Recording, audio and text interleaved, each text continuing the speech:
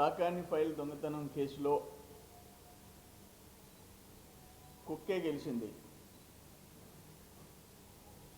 ఆ ఎస్పీ ఆనాటి విజయరావు ఈ కోర్టులో ఫైల్ దొంగతనం జరిగినప్పుడు ఏం చెప్పాడో అదే ఈరోజు సిబిఐ చెప్పింది. అయితే ఇప్పుడు అంత మాత్రాన ఈ కేసు రిపోర్ట్ ఛార్జ్షీట్ ఫైల్ చేసింది సిబిఐ. కోర్టు యాక్సెప్ట్ చేసి క్లోజ్ చేయొచ్చు, లేదా మళ్ళీ రివ్యూ చేయొచ్చు, మళ్ళీ వాళ్ళు కావాలనుకుంటే ఎంక్వైరీ చేయొచ్చు. ఈ సిబిఐ ఇచ్చిన 400 పేజీల్లో చీఫ్ జస్టిస్ బెంచి అనుమానం వస్తే ఇప్పుడు అదేంది సింపుల్. ఆ రోజు విజయరావు ఏం చెప్పాడు, వీళ్ళు ఐరన్ స్క్రాప్ దొంగతనం చేసే హ్యాబిచువల్ అఫెండర్స్, రోజు దొంగతనాలు చేసే కట్ట, వీళ్ళు ఇద్దరు ఆ కోర్టులో స్క్రాప్ కోసం, ఐరన్ స్క్రాప్, ఆ తుప్పు పట్టిన ఇనుము కోసం లోపలికి పోతుంటే కుక్క అరిచింది. కుక్క అరిచి అక్కడ 17 కోట్లుంటే ఆ కాకాని ఫైల్ ఉండే కోర్టులోకే పోయేటట్టుగా అరిచింది. ఆ కోర్టులోకి పోయిన తర్వాత కుక్క మళ్ళీ అరిచింది, వీళ్ళని మిద్ది మీదకి పోయేటట్టు చేసింది. అక్కడ పోయిన తర్వాత 11 అల్మరాలు ఉన్నాయి. ఆ అల్మరాలో కాకాని ఫైల్ ఉండే అల్మరాలనే పగలగొట్టిందాక అరిచింది. అల్మరా పగలగొట్టిన తర్వాత కాకానికి సంబంధించిన ల్యాప్టాప్ అండ్ మొబైల్ దొంగతనం చేయమని కుక్క అరిచింది. కుక్క వల్లే ఆ దొంగతనం జరిగిందని ఆనాటి ఎస్పీ చెప్పాడయ్యా. మీరు అందరూ విన్నారు. కుక్క అరిచినందువల్ల ఈ దొంగలు ఇనుము దొంగతనం చేయాల్సిన వాళ్ళు కోర్టులోకి పరిగెత్తారు పైకి, ఆ ఫైళ్ళు ఎత్తుకొని పోయినారు. ఓకే, రోడ్డు మీద పండుకునేవాళ్ళు ఆ ల్యాప్టాప్లో డేటా డిలీట్ చేస్తారా? రోడ్డు మీద రోజు దొంగతనాలు చేసి జైలుకి పోయి వచ్చేవాళ్ళు మొబైల్లో డేటా డిలీట్ చేస్తారా? ఒకటి ఇది ఎటుందంటే కేరళ లాటరీ లాగా అక్కడ 15,000 ఫైల్స్ ఉంటే ఒక్క కాకానిదే దొరికింది.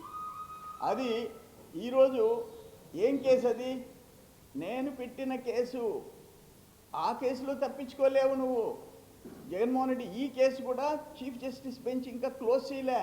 నువ్వేదో టపాసులు కాల్చుకొని చంద్రబాబు నాయుడు గారిని నోటుకొచ్చినట్టు తిడుతున్నావు. నువ్వు చంద్రబాబు కాళ్ళు పిసికినోడివి. నువ్వు ఇప్పుడు ఉండే కేసుల్లోంచి అప్పుడు అధికారంలో ఉన్నప్పుడు నకిలీ మద్యం కేసులో తప్పించమని ప్రాధేయపడినోడివి. నువ్వు వాడే భాష ఏంది చంద్రబాబు నాయుడు గురించి?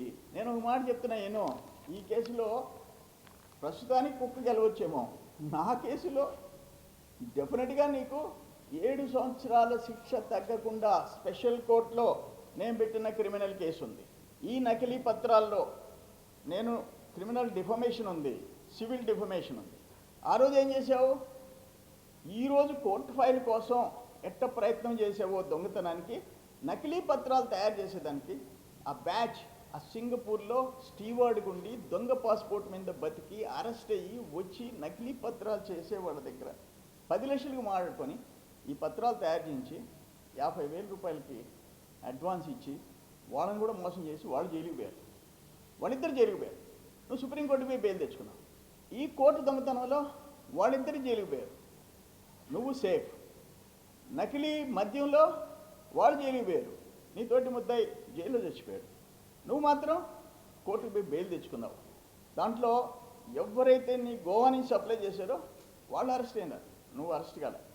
ఈ నకిలీ ఈ పత్రాల కేసులో సుప్రీంకోర్టు పోయి బెయిల్ తెచ్చుకొని కండిషన్ బెయిల్ దాదాపు 6 మాసాలు రూరల్ పోలీస్ స్టేషన్లో హెడ్ కానిస్టేబుల్ దగ్గర సంతకం పెట్టినోడు నువ్వేందో చంద్రబాబు రా సిబిఐ ఎంక్వైరీ. నువ్వు సిబిఐ ఎంక్వైరీ, ఈ కేసులో సిబిఐ ఎంక్వైరీ నువ్వే అడిగావా? నువ్వే. జిల్లా జడ్జి ఆమె ఆ తల్లి యామిని గారు 3 రోజులు కోర్టులో స్టే చేసి ఇది చాలా ఘోరమైన నేరం, ఆషామాషి రోడ్డు మీద పోయేవాళ్ళు చేసేదనే పరిస్థితి ఇక్కడ కనపడలేదు, దీని బ్యాక్గ్రౌండ్ ఉంది అని చెప్పేసి చీఫ్ జస్టిస్ బెంచ్కి జిల్లా జడ్జి యామిని గారు రిపోర్ట్ సబ్మిట్ చేశారు. దాని మీద సీజే కోర్టు కూడా ఇది తీవ్రమైన నేరం, కోర్టులలో ఉండే ఫైల్స్కే రక్షణ లేకపోతేనని సిబిఐ ఎంక్వైరీ చేసింది. ఇప్పుడు సిబిఐ ఎంక్వైరీలు మనం చూస్తున్నాం కదా. ఇది డెఫినెట్గా సీజే బెంచి ఈ 400 పేజీల్లో సమీక్షిస్తుందేననే నమ్మకం నాకుంది. లేదు, ఒరిజినల్ కేసులో నువ్వు ఎక్కడికి పోతావు? ఒరిజినల్ కేసులో నువ్వు ఎక్కడికి పోలేవు. ఇప్పుడు ఉపహార్ కేసు ఏమన్నది? ఉపహార్ కేసులో ఒక ఫైళ్ళ మీద ఇంకు పోసేస్తే ఆ గుమస్తా చేసిన తప్పు కాదు, దీని వెనక బెనిఫిషరీ ఎవరు? ఇక్కడ కూడా కుక్క అరవచ్చు, వాళ్ళు రోడ్డు మీద పోయేవాళ్ళు మీద దొంగతనం చేయొచ్చు. అల్టిమేట్గా ఈ ఫైల్ దొంగతనం వల్ల లబ్ధిదారుడు ఎవరు? కాకాని గౌతమ్. అందుకని డెఫినెట్గా కోర్టులో న్యాయం జరిగింది. నేనేసిన కేసుల్లో అయితే నిన్ను భగవంతుడు కూడా కాపాడలేడు.